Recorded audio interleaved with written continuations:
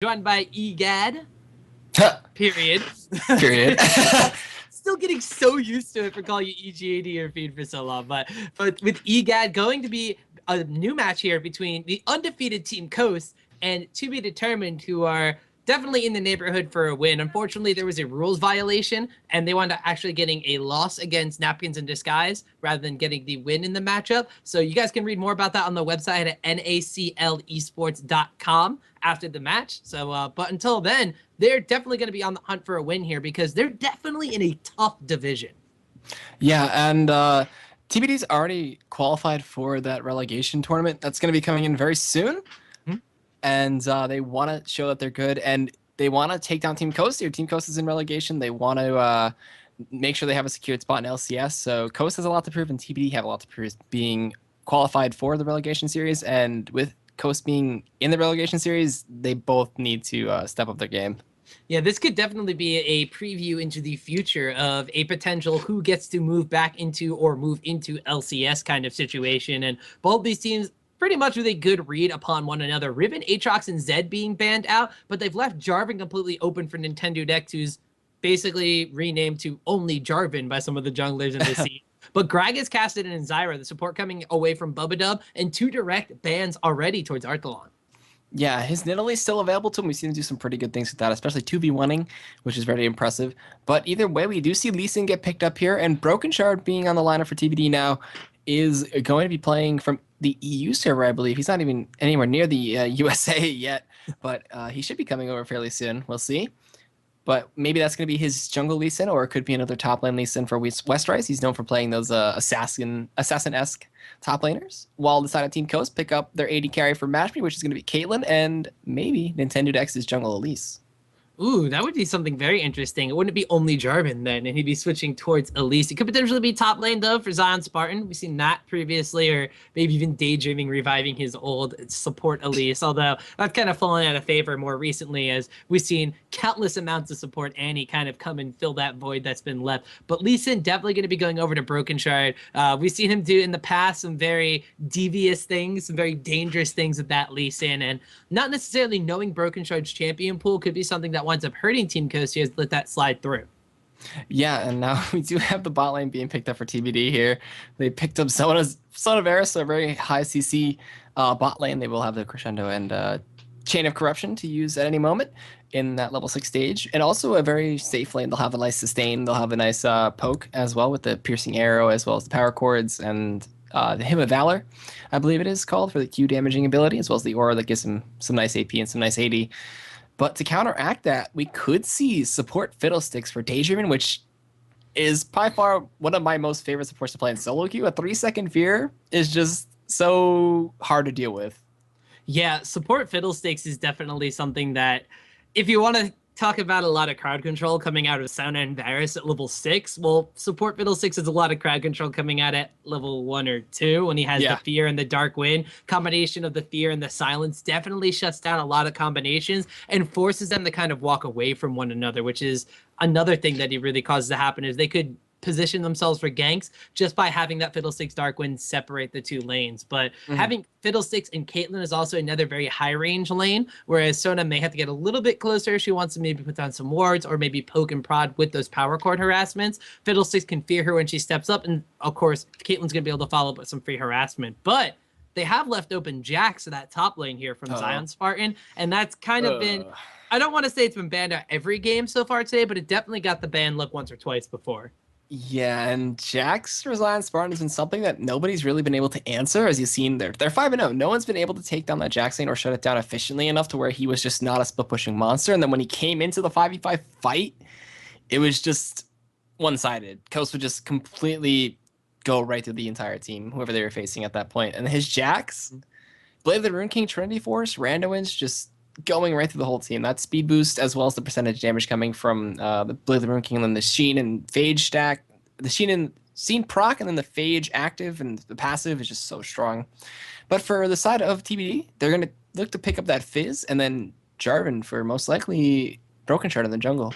Yeah, Broken Shard winds up taking Jarvan into the jungle. It's going to be Westrise Lee Sin, which is Very similar to Napkins of Disguise, who we just saw in the previous game. Lee Sin is a champion that can go into a double threat combination here from the side of TBD. So I'm really interested to see what the mid lane pick is going to be for Team Coast. We've seen Shifter really favor that LeBlanc and things that would get countered out very heavily by Fizz, but that Ahri is left open, which they're hovering over right now. And that really winds up going down into more of a skill kind of based matchup. They could both wind up assassinating each other, especially at level 6. However, Ahri has ways to dodge Fizz ultimate, and Fizz has ways to dodge Ahri charm. So it's kind of about if one lands and the other one doesn't, that lane can kind of go in their favor just based off that.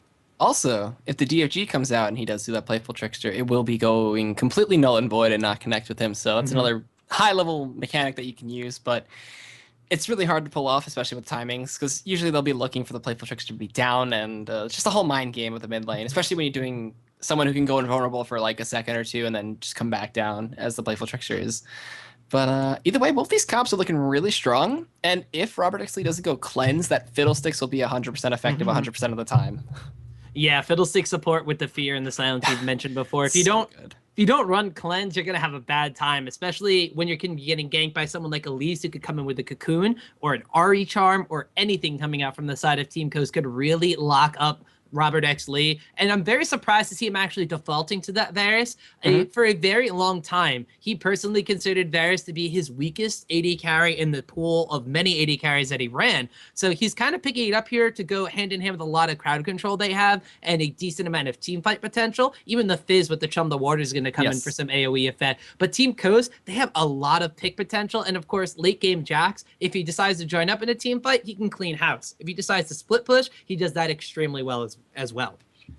Yeah, and we do see the cleanse coming in for Robert X. Lee as the summoner blockers do get removed here. Ignite for support Fiddlesticks. So I've seen some variations from support Fiddlesticks. I like to go flash heal, but flash ignite allows for you to get a nice kill in lane as well as mitigate some of the healing coming out from that Sona. So it could play a huge role there. And yeah, just that dark wind, the RNG that you can have with it is phenomenal. If you get the right bounces, your lane is just one. If you catch them, if you catch Robert X. Lee and Bubba together, those bounces are gonna hurt so high.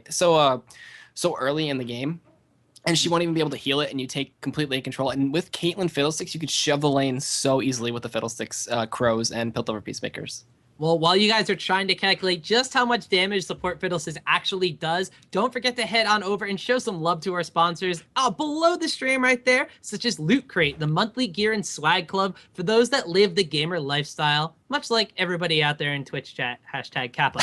For the best new gear, snacks, toys, hardware, art, and even more every single month. Check out Loot Crate, and don't forget that by using the referral link below the stream and signing up, you're directly supporting us here at the Salt League NACL. Yeah, and with that, we're going to go to some music, and when we come back, we will be back with game number 4 of tonight. It's going to be TBD taking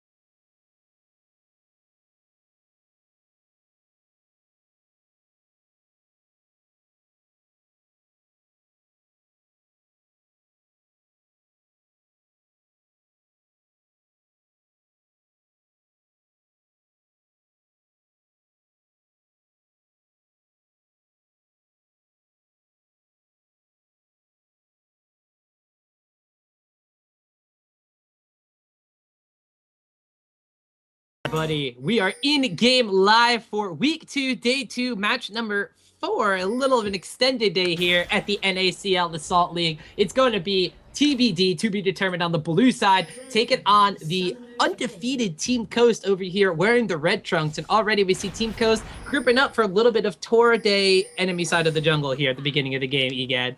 Yeah, and if you guys follow Load of Mortars, he just tweeted out that they've never been beaten so badly in a scrim before by Team Coast. And Team Coast is looking on top of their form, as you see, 5-0. They're looking to aggress towards the red side here. Robert Xlee was showing himself in mid lane to see where they were going if they were to come down mid. But they might be looking for a charm. They might be looking for a cocoon and a stun from that Jax, being Zion Spartan. They throw out another Spiderling to scout out. It will spot out that J4. They will ping. And they're looking to just get some deep red wards right now. Yeah, they just want to get wards on this side. They're taking a lot of poke coming out from the combination of that Jarvan flag as well as the piercing arrow from Robert Lee's Varus. So all this deep warding might wind up coming back to bite them a little bit, but they are just going to wind up recalling safely. They put the ward extremely far deep in the enemy jungle, and they're just going to have a lot of vision. But on the flip side, we did see Bubba doing the exact same thing with 2 wards on the opponent's side by the red buff. So it's kind of just a bit of a trade of vision and information at level 1.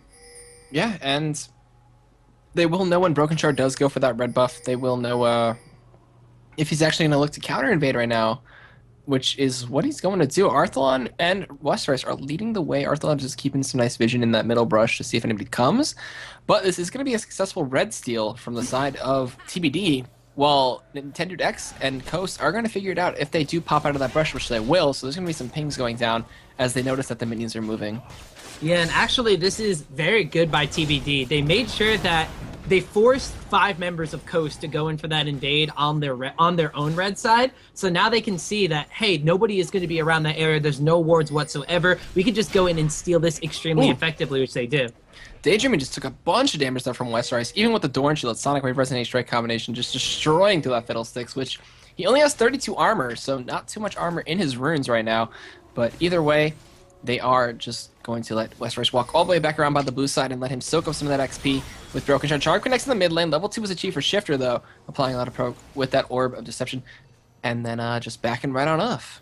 Yeah, Earthblood's not going to have a good time in this lane early on, especially because Shifter got that much harassment down. He does have a Crystalline Flask and some health potions, but he's got to chug through a lot of them in order to keep himself healthy. Shifter actually has 40 AP at level 2 here, so he's very heavily runed into dealing damage against Fizz and zoning him out early on before Fizz can rush in and combo against Ahri. And right now, up top, you're seeing the power of the Dark Winds and Piltover Peacemaker push. It's just so strong. The balances are so good. While in the bot lane, we have the push going down. The stacks were popped from that Blighted Quiver, and then just threw a Piercing Arrow through it to get more damage on Zion Spartan. But Doran's Shield and Potions are pretty much OP for the 2v1 lane. Yeah, and actually we had Nintendo in this entire time through his jungle realize that he doesn't have a red buff extremely late, have to just settle for the small camps. He is only level 2 compared to Broken Shard at level 3, who is going to have access to, well, 3 buffs for himself. So Nintendo's coming to defend this lane and just hits level 3, whereas Broken Shard's going to power through and hit level 4 early. He could come up and apply a little bit of relief to Westeros in this top lane, but he has a decent amount of kill potential compared to the Elise that does not, being a level down. Yeah, Arthalon was putting a lot of pressure onto Shifter here. We do potentially have an initiation coming in. Looks like they're not going to. He's just going to farm up the wave with his partner Westeros there. I thought he was going in, but the Dark Wind kind of stopped their advances quite a bit there, bouncing twice between them and applying that nice little silence. But either way, it's going to be 2v2 up top and 2v2 down bot. Yeah, and actually Broken Shard's sticking around for a very long time. They know there's a ward in that brush. They tried to take it down, and a backwards combo right there from him. Just looks like they're trying to clear out the wave and relieve some pressure on Westeros, but nothing really all too much. Same thing is exactly going down on the bottom side of the map, though, is Intended waiting patiently in this brush, trying to get a cocoon on the Robert, but unfortunately not going to connect. No, he's going to actually eat a bunch of harass for that. Forced to repel away from the piercing arrow, but now Zion Spartan going to eat a bunch of that damage. Ooh, the power cord didn't go through. Hit a minion instead. Cocoon not going to connect, though, and from Nintendo X, Spiderling going to apply some damage to Robert. Going to throw out that bite on top of Bubba, but not doing a lot of damage, and there is the piercing arrow not to connect. That was a full 3 stacks of Blighted Quiver. That would have done a ton of damage to Nintendo X there. But either way, they are successfully 2v1ing against a Jax Elise, which is really hard. Yeah, and it's really just because of that jungle presence that they had in the early game. Nintendo still has yet to hit level 4, whereas after this wave, Broken Shard, you see he's hit level 5 in that top lane. So Nintendo extremely far behind in this game, and I'm very surprised to see them prioritize that jungle Elise rather than going for the Jarvan, which Nintendo has won every single game on this coast. Interesting. So they let TBD get Jarvan instead of Nintendo here, but I guess switching it up is always never a bad thing, you know? Like, sometimes it gets a little boring to play the same champions over and over again. Maybe that's the same rule here, but Elise is one of the stronger junglers in this meta. She scales very well off the HP. She has percentage damage, so doesn't even need to build that much AP. Can just build the lock-in and be that giant front line that they need, while Charm connects on Arthalon here, who is falling behind in CS by quite a little bit against Shifter.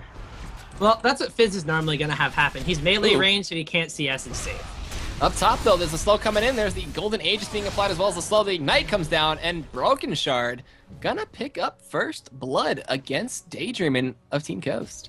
Yeah, and that was just a very interesting play. Daydreaming and Mashme, they knew Broken Shard left after hitting 5 and having the wave shoved into their turret, but they just pushed back out again without any ward coverage coming down from the side of Daydreaming, so it was a little bit of a misstep on their behalf, and they paid for it with the support's life. And with that, Broken Shard is going to go back to base fairly rich. As he picks up a Spirit Stone, has 1,000 gold left over, gets Boots, and a Doran's Blade, so looking for some early damage. Yeah, and he's just got a lot of money on him, so he's going to be like, why the heck not? He gets a pink ward, a green ward, and some itemization to continue his path through the jungle. He knows that Doran's Blade, and with Nintendo being as behind as he was, if he runs into him in the enemy jungle, there's no way that Nintendo can duel him. And speaking of dueling right now, they're going in. Exhaust comes in on Zion Spartan to mitigate all that damage. Cleanse was forced out to get rid of that Ignite. And now it is going to be a leap in, and one more will do it for Zion. He flashes in, gets the kill. Nintendo Dex joining in that party now that the main damage shot is gone. Venomous Bite coming through, but it's going to force the flash at a bubble to keep him safe. And now Westrice, level 5, looking to be a sneaky snake, but decides to go back into the wave, push it down, and get level 6. And that was a very interesting situation in the bottom lane. Robert and Bubba were doing very well in that lane matchup. Zion Spartan had just gone back. They pushed to the tower and harassing Nintendo. They got a little bit greedy, though. Wanted to maybe try to pick up a kill on Nintendo, and Jax just comes in from the back with a fresh set of items, winds up jumping down and picking up a kill. On top of that, all the summoners are down in that bottom lane for both sides. You've blown 2 on Zion Spartan, but you've also blown 4 on Robert and Bubba. Yeah, and that flash is going to be crucial. We could see Elise swing back down, but it looks like there's going to be a lane swap initiated here by the side of Mashme and Daydream into 2v2, and send Zion Spartan, who's going to be content with a Doran's Blade, alongside Boots, Ward, and Potions to combat this Westrice, who started with the pickaxe and going towards Ravenous Hydra. We're going to see a mirror-esque build from Inox from last game. Yeah, and this is very interesting. I'm assuming that the trade comes down from Team Coast because they weren't able to capitalize on that 1v2 top lane, and they drew Broken Shard's attention up there, but they were able to capitalize against the enemy duo lane. So sending Caitlyn down there, this could be an easier tower for them to take because they do have a slight level advantage down here, or experience advantage at least. Just a minor experience advantage either way. Dragon is being pressured out. The pink ward comes out. They do not actually spot out that ward. The Chum the Waters lands up top. A nice leap strike coming in to avoid the Sonic Wave from Lee Sin, and he gets out of there at the cost of nothing. Yeah, he burns the Fizz ultimate. At the same time, Fizz is roamed away from mid lane, so Ahri has shoved that back in the face of Broken Shard, and now that they know that 2 members of TBD were in top lane, this is going to be a dragon for Team Coast. They know Broken Shard was around mid lane. They're going to take this one down and be able to smite it away before he even reacts. Yeah, and Mashme's looking to pick up an extra 15 gold from that ward. Nintendo Dex dodges away from the piercing arrow, and Zion Spartan successfully defended his turret up top, laying in with that level 6 passive. Right there hit, dealing a bunch of extra damage, but they lost their red buff, which Westrice just counter-jungled away, while Arthalon eats a charm to the face, going to eat a little bit of auto-attack damage, and then the Orb of Deception hitting, chunking him down to about a half. Yeah, and even though TBD are able to get small capitalizing factors off of that, I don't necessarily know if they're going to be able to make it worthwhile, as Westrice burns a flash in top lane, having to jump away from Zion Spartan, even though he had a CS advantage, even though he has technically a more expensive item in the pickaxe, he doesn't have the defensive utilization. Broken Shard comes in crescendo, Chain of Corruption, and the perfect line of CC to just destroy Mashme through his barrier. That was impressive coordination coming in there. Yeah, and the chain CC we talked about, level 6 coming out from this dual lane on top of having Broken Shard to lock him down with the Cataclysm.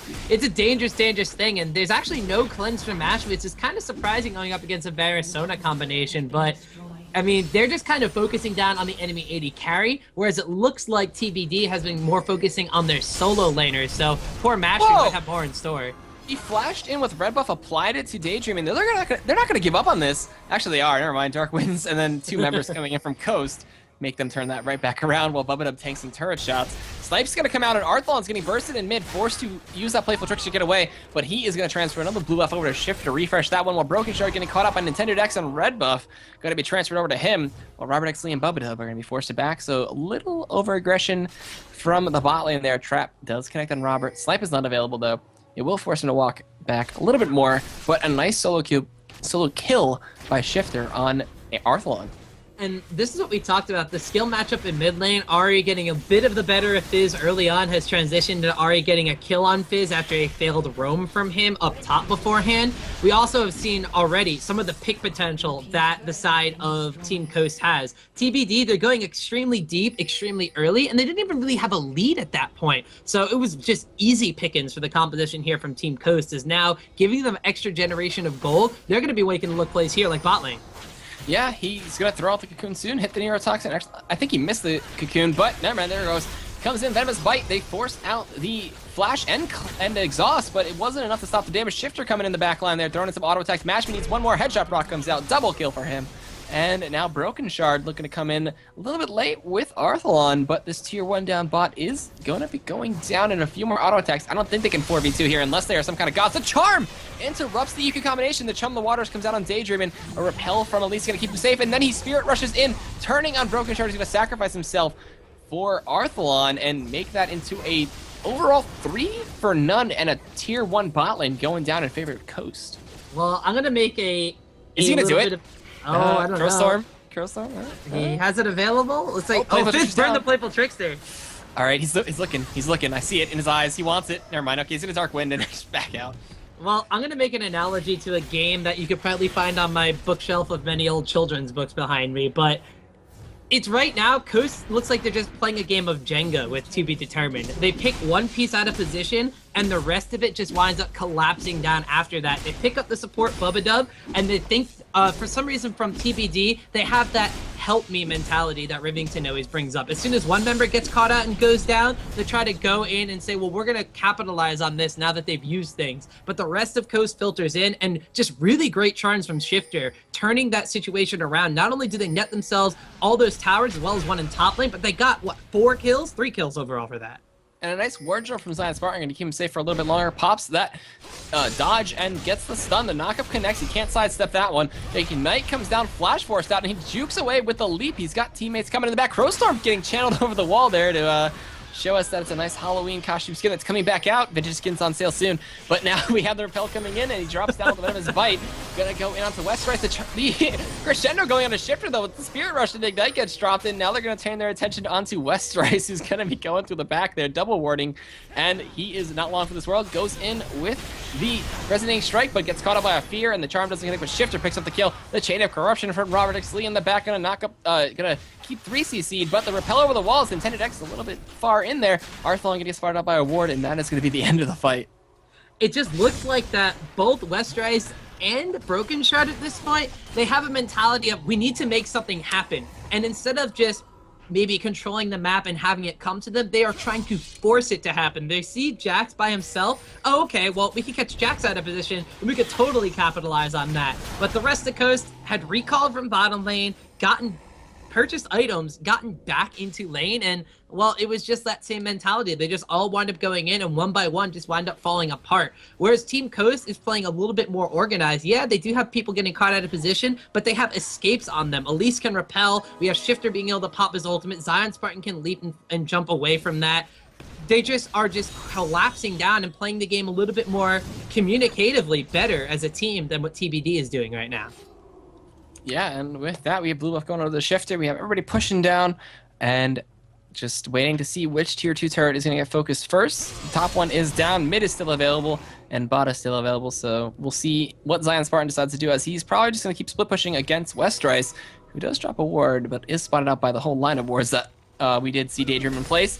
He does get hit on by that the Sonic Wave. Not going to do a Resonating Strike, as Westrise cannot win this 1v1 at this point. He does not have Hydra yet. But the Dragon did spawn. It is live, and it will go in favor of Coast.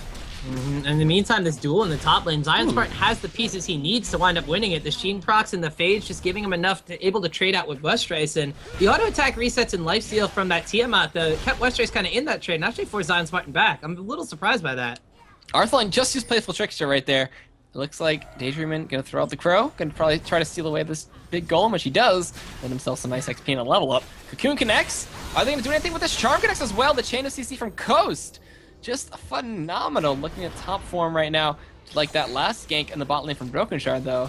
But that was the only time we've seen it, as they're gonna look to try to go into Robert X. Lee. He cleanses away from the Cocoon. The Charm connects either way. The effect of the talent of the mastery point for cleanse, keeping effect from that charm and mitigating that duration by quite a lot there and keeping him alive just barely. Well, improved cleanse saves Robert's life just barely in that one, but it does wind up having him burn his flash in response. So 2 summoners down on the AD. They pick up a kill on Fizz, and Arthlon, unfortunately, just keeps using a Playful Trickster. Oh my god, Charm, Fear, Cocoon, everything! Shifter on a rampage. These charms are 100% hitting all the time. Wow, the chain of CC from this comp is going really well for Coast. While the wards go over the wall, Westrice is going to look to be chased down here, as we do have Shifter just looking to push the wave instead, and Nintendo X looks to be on the hunt. Yeah, the chain CC coming out from Team Coast is just absolutely insane. We talked about it in the Champion Select. They have a ridiculous amount of pick potential coming out from the composition. And, well, if you just wind up getting one out of position, then you're going to wind up pressing objectives. They have to be forced to defend on the side of TBD, and they're just walking into these amazing charms coming out from Shifter. Nintendo X, he's had some pretty good cocoons, but even he's missed some of these. I don't think I've seen Shifter miss a charm since level 2. I don't know about that. I don't know. I'm just saying it because it looks cool. But either way, he's going to drop another charm and just destroy Bubba. Either way, they're chasing on Arthlon now. He's Lichbane. He's trying to get away. He's going to Playful Trickster. Not over that wall, though, as he does go right on through. Slipe comes out, and that's the end for Arthlon. That fish is dead.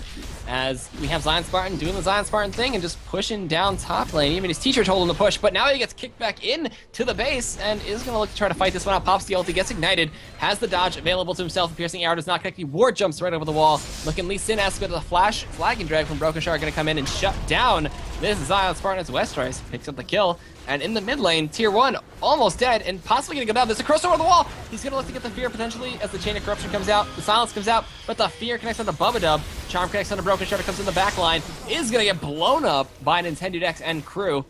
And that is going to be an inhibitor turret dead in the mid lane. That is so much that they used just to kill Zion Spartan from Jax because he was threatening inhibitor turret in the top lane. The rest of Coast gets inhibitor turret in the mid lane, and then they have to walk into that chain CC without their ultimates, without the abilities they need to take them down in a kind of haphazard defense right there. Unfortunately, Broken Shard, he's been the target of a lot of these charms. He's got 4 deaths right now for TBD, so he might have picked up first blood in that 1v2 situation up top, but since then, no real motion has been generated by this jungle Jarvan acquisition.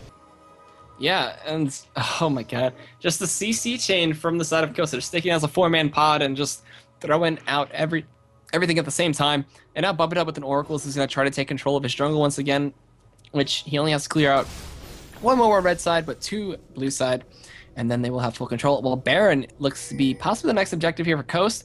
We have an Oracles on Daydream, and he's got pink wards, he's got greens, he's got that Sightstone, and is going to take control of blue side. Yeah, and well, now it's just on it's on Coast, other LCS team here, to make a mistake for TBD to really get back into this one. But it looks like by moving around as a group, they're trying to minimize the mistakes they have. Charm, DFG, and 1 shot. The life of an AD carry versus an RA. Shifter's just on point right now. He is looking fantastic, be it in this game where he's playing Ahri, or be it in the past games with Team Coast, where he's been breaking out things such as LeBlanc. Just these characters that can one-shot and assassinate a crucial member of the enemy team. He just does not miss on those. He's 6-0-4 right now, looking so strong. Zion Spartan has the training day force done. He is just laying into this inhibitor now.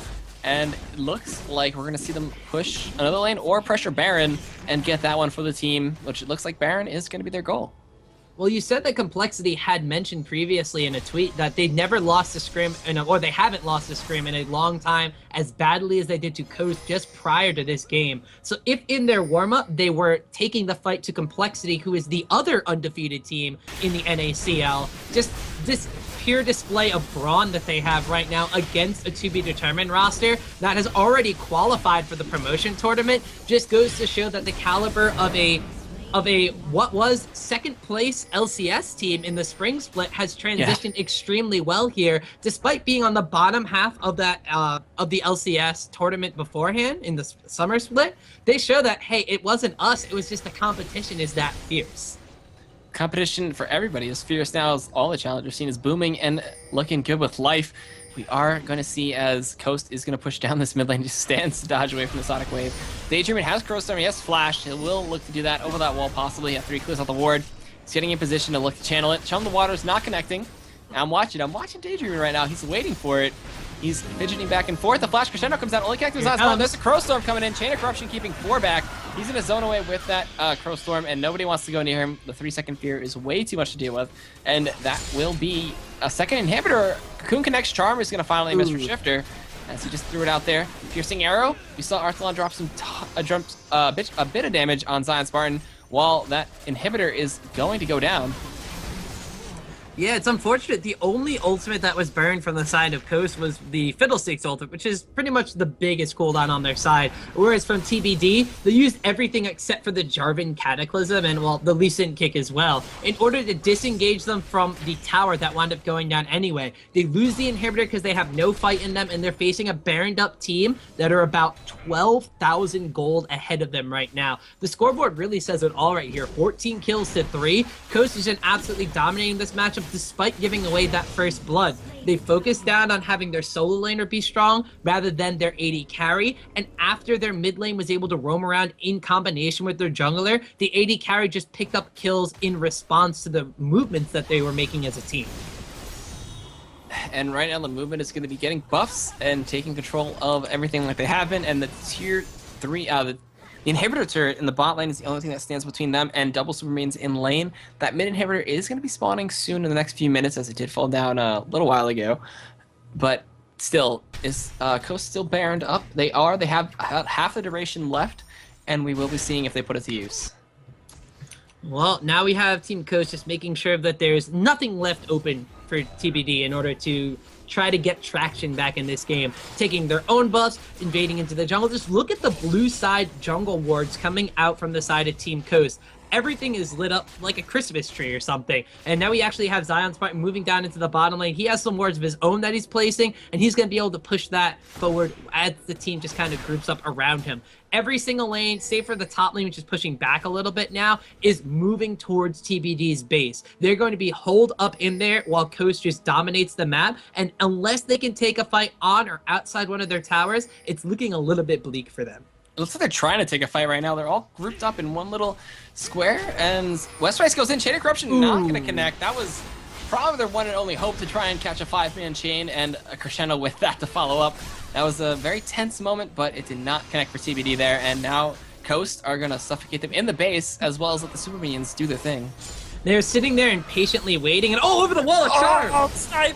The Playful Trickster goes over the snipe and does not block it for Bubba Dub. As now Shifter going into the base, flashing, dropping the DFG, not connecting though. Chumble Waters misses as well. And that is going to be inhibitor turret going down as well as an inhibitor. And now TBD, I don't know what they can do to defend this. Flash Spear coming in, Charm not going to connect. Cocoon comes out, and that is a dead Varus. Robert X Lee before he can even cleanse, getting blown up in a double kill for support. Fiddlesticks, the GG comes out, Crow Storming the turrets for some style. And Charm connects on a Westerice, he's not going to die. Yeah, maybe he will actually. Never mind, he lived. The surrender vote comes out, and Coast in another dominating performance shows why they're one of the 2 undefeated teams here in the NACL by taking a convincing victory here over their opponents in To Be Determined. And they started out strong. Westerice and Broken Tread looked to have some synergy in that top lane.